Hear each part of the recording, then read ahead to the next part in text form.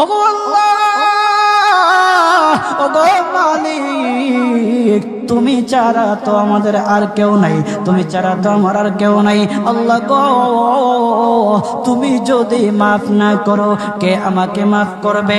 তুমি যদি মাফ না করো কে আমাকে মাফ করবে? তুমি যদি আমাকে মাফ করো তাহলে তোমার কোনো দিকে কমবে না, তুমি যদি আমাকে মাফ না করো তোমার কোনো দিকে বাড়বে না। আল্লাহ গো, তুমি আমাকে মাফ করে দাও। সারাটা জীবন অন্যায় কাজ করেছি, সারাটা জীবন নাফরমানি করেছি, আমার কাছে কালেমার দাওয়াত কম আসে নাই, আমার কাছে কালেমার দাওয়াত কম আসে নাই, আমাকে লোকেরা কম বোঝায় নাই। ওগো আল্লাহ, তুমি আমাকে মাফ করে দাও। মাফ না করলে কোথায় যাব, কার কাছে যাব? বাবা যখন মারে তখন মার কাছে আশ্রয় নেওয়া যায়, মা যখন প্রহার করে তখন বাবার কাছে আশ্রয় নেওয়া যায়, বাবা মা যখন প্রহার করে তখন দুনিয়ার কারো না কারো কাছে আশ্রয় নেওয়া যায়। ওগো আল্লাহ, ওগো মালিক, তুমি যদি আমাকে মারো, তুমি যদি আমাকে আযাব দাও, ওগো আল্লাহ, কার কাছে যাব, কার কাছে গিয়া মাফ চাইবো? ওগো আল্লাহ, মেহেরবানি করে মাফ করে দাও।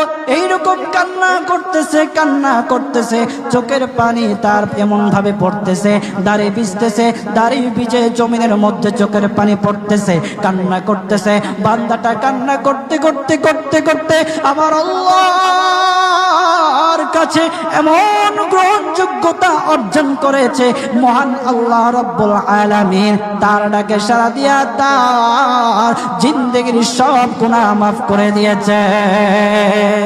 হযরত মূসা আলাইহিস সালাতু ওয়াস সালামের যুগের ঘটনা। একজন বড় পাপিষ্ঠ ছিল, জীবনে এমন কোনো গুনাহ নাই যে গুনাহ সে করে নাই। তার গুনার প্রতি অতিষ্ঠ হইয়া, মানুষ তার গুনার প্রতি অতিষ্ঠ হইয়া গ্রামের লোকেরা তাকে হাত পা বেঁধে জঙ্গলের মধ্যে ফেলে দিয়ে আসে।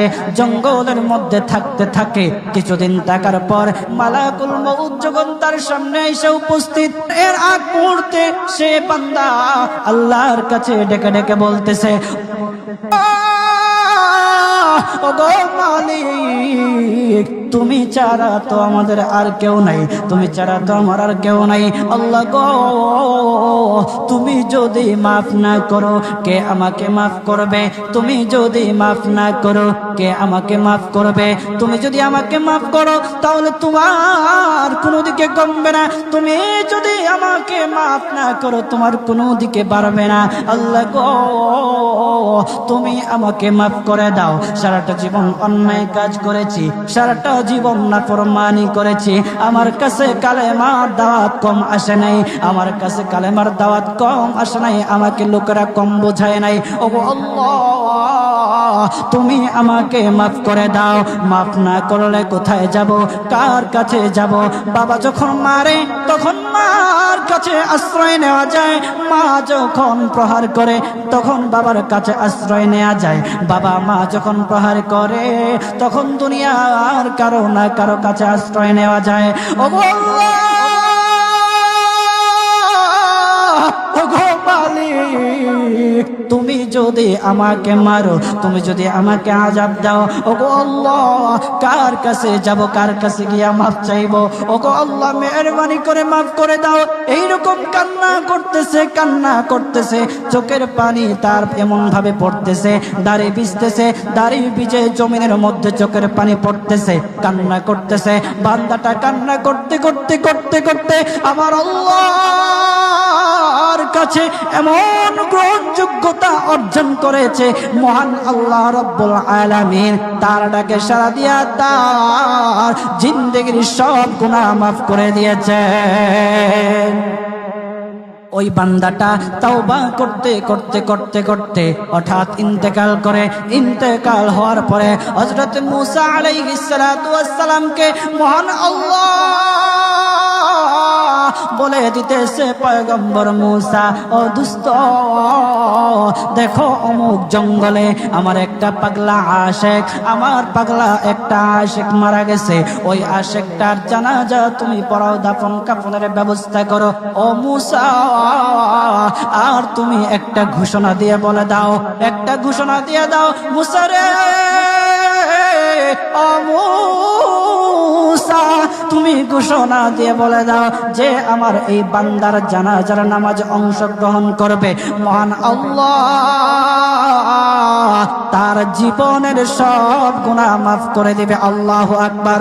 আরো জোরে বলেন না আল্লাহু আকবার, আরো জোরে বলেন আল্লাহু আকবার। হাত উঠায়া বলেন আল্লাহু আকবার, আল্লাহু আকবার। মুসলমান বাবাজি, গভীর মনোযোগ। হযরতে মূসা আলাইহিস সালাতু ওয়াস সালাম একটা পাহাড়ের উপরে উঠলেন। পাহাড়ের উপরে ওঠার পর তখন ডেকে ডেকে বলতেছে, ও উম্মতেরা রে, আমার উম্মতেরা শোনো, আল্লাহ রাব্বুল আলামিন একটা সুসংবাদ দিয়ে দিয়েছে। আমার আল্লাহ রাব্বুল আলামিনের একটা আশিক একটা ওই অমুক জঙ্গলের মধ্যে মারা গেছে, ওই পাগলা আশিকের জানাজার নামাজ অংশগ্রহণ করো। যদি জানাজার নামাজ পড়ো তখন আমার আল্লাহ তোমাদের জীবনের সব গুনাহগুলি মাফ করে দিবে। কেউ যদি নিজের গুনাহ ক্ষমা করাইতে চাও, কেউ যদি নিজের গুনাহগুলি ক্ষমা করাইতে চাও, তাহলে মহান আল্লাহ রাব্বুল আলামিনের ওই পাগলা আশিকের জানাজায় অংশগ্রহণ করো। তখন লোকেরা দলে দলে জানাজায় অংশগ্রহণ করার জন্য দলে দলে গেল, জানাজার নামাজ আদায় করলো। আদায় করার পর পয়গম্বর মূসা আলাইহিস সালাতু ওয়াস সালামকে বলতেছে, ওগো আল্লাহর পয়গম্বর, ও পয়গম্বর, যারা জানাজায় অংশগ্রহণ করার কারণে মহান আল্লাহ তার জীবনের সব গুনাহ মাফ করে দেবে, এমন মহা ব্যক্তি তো, এই মহান ব্যক্তিটাকে তো একটা নজরে দেখা দরকার, অবশ্যই দেখা দরকার, আমাদেরকে সেই ব্যক্তিটাকে দেখান। তখন মূসা আলাইহিস সালাতু ওয়াস সালাম বলতেছে, ঠিক আছে, তোমাদেরকে দেখানো হবে। তখন যখন দেখাতে গেলেন, দেখানোর সাথে সাথে লোকেরা বলল, পয়গম্বর আপনি কি বলেন, এই লোকটাকে তো আমরা ভালো করে চিনি, ওই লোকটা বড় পাপিষ্ঠ ছিল, বড় অন্যায়কারী ছিল, বড় জুলুমকারী ছিল। ওগো পয়গম্বর, সমাজে এমন কোন গুনাহ নাই যে সে করে নাই, সমাজে সব গুনাহ করেছে, সমস্ত গুনার সাথে সে জড়িত ছিল, সে জড়িত ছিল। তার গুনার কারণে, তার গুনার কারণে আমরা অতিষ্ঠ হইয়া তার হাত পা বেঁধে আমরা তাকে জঙ্গলের মধ্যে ফেলে দিয়ে আসি। এই পাপিষ্ঠ বান্দা আল্লাহ তাআলার বড় আশিক হতে পারে কিভাবে, আল্লাহ তাআলার পেয়ারা হতে পারে কিভাবে? পয়গম্বর মূসা আলাইহিস সালাতু ওয়াস সালাম আল্লাহর কাছে ডেকে ডেকে বললেন, আল্লাহ, লোকেরা কি বলতেছে আর তুমি কি বলো? ওগো আল্লাহ, এর সমাধান কি, এর সমাধান কি? সমাধানটা তো তুমি দিয়ে দাও।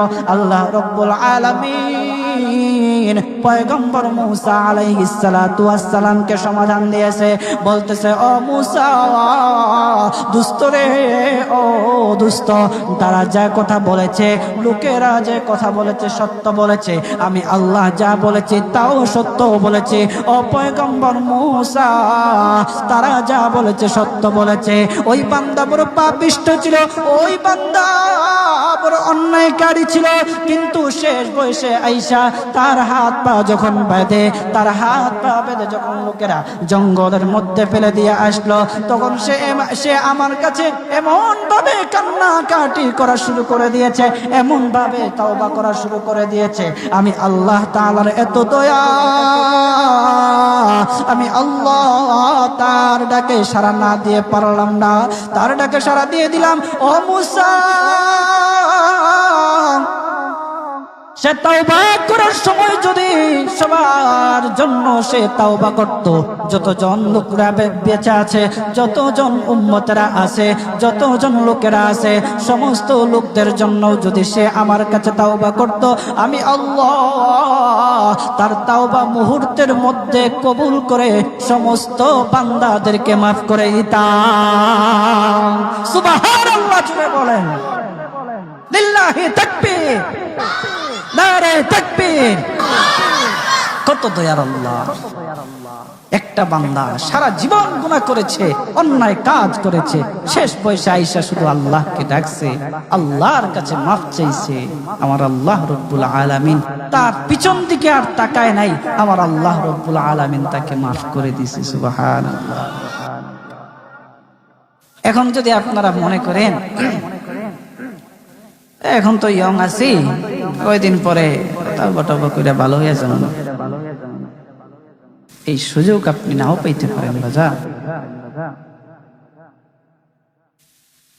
যাদেরকে বলা হয় যে কিছু লোক আছে আমাদের সমাজে, যদি ওদেরকে বলা হয় যে ভাই দাড়িটা একটু রাখেন না, নামাজটা একটু পড়েন না, একটু বয়স হোক, পোলা মাইয়া বড় হোক, দাড়ি রাইখা দিন, আছে না এরকম? আপনি কি বিশ্বাস করেন আপনার পোলা মাইয়া বড় হইব? সেই সুযোগ আপনি পাবেন? কতটুকু গ্যারান্টি আছে বলেন? বাবার আগে ছেলে চলে যায়, ছেলের আগে বাবা চলে যায়, আবার নাতির আগে দাদাও চলে যায়, আর দাদার আগে নাতিও চলে যায়। ও বাজার, সময় নেই, সময় নেই। গভীর মন দিয়ে একটু চিন্তা করেন, চোখটা বন্ধ করেন। মাঝে মধ্যে আমার এমন উপলব্ধি হয়, চোখটা যখন বন্ধ করে দেই, বন্ধ করে দিয়ে যখন চিন্তায় লাগে, তখন মনে মনে ভাবি, হায় রে, এত কিছু কার জন্য করতেছি? এই মুহূর্তে যদি মালাকুল মউত আমার সামনে আইসা যায়, আমাকে নিয়ে যায়, আমি তো সাদা কাফনের প্যাকেট পেয়ে যাব। এই সম্পদ নেয়ার জন্য, আমার জিনিসপত্র নেয়ার জন্য আমার আত্মীয় স্বজনরা খাড়াখাড়ি, আমি কার জন্য কি করতেছি? অন্তরটা তখন ফেটে যাওয়ার মতো। আমরা কি করতেছি? কার জন্য করতেছি?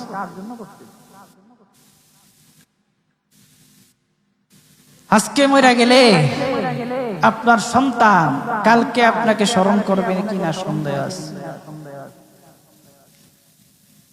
কিছু কিছু ঘটনা এমনও ঘটে যে বাবা মারা গেছে, সেই সন্তানেরা সম্পত্তি বন্টন করার জন্য বাবার লাশটা পর্যন্ত দাফন করতে দেয় না। আমাদের সমাজে এগুলো দেখা যায় না? আপনি কার জন্য কি করতেছেন? কার জন্য করতেছেন? কি করিলাম দুনিয়াতে আসিয়া,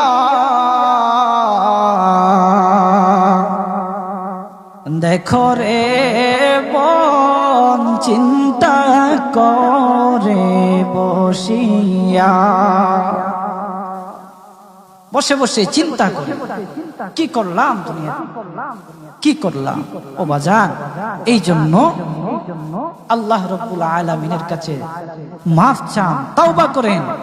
আল্লাহ রাব্বুল আলামিন আপনার ডাকে সাড়া দিবে, আপনার তাওবা আল্লাহ রাব্বুল আলামিন কবুল করবে। বান্দা যত গুনাহ করুক না কেন, সব সময় আল্লাহ তাআলার রহমত তার পাশে আছে। এই জন্য বাজান, আমরা যারা আছি, আমরা আল্লাহর কাছে তাওবা করব তো ইনশাআল্লাহ। কথা বলেন না ইনশাআল্লাহ? বলেন, কিপটামি করেন কি লেগে? জোরে বলেন।